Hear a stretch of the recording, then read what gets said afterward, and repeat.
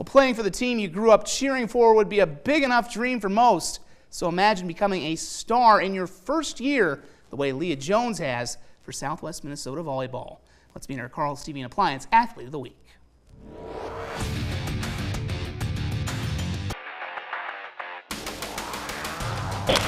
Every coach wants their players to buy into their program. Outside hitter number 10, Leah Jones. That's never been a problem at Southwest Minnesota State for Leah Jones, who's been invested in Mustang volleyball seemingly since she could walk. I think about coming to these games as a little girl. You know, I would sit over there and watch the older girls, look up to them.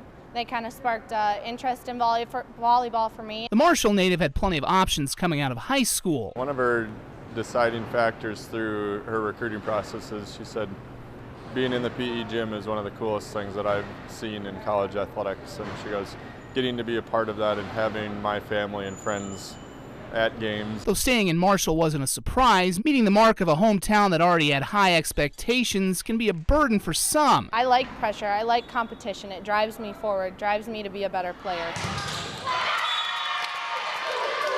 Volleyball is just a game filled with passion, and a lot of it has to do with attitude. If you have an attitude to go for that ball, you're going to get it. And Leah thrived, taking home NSIC and Central Region Freshman of the Year honors last season with 253 digs and 32 aces.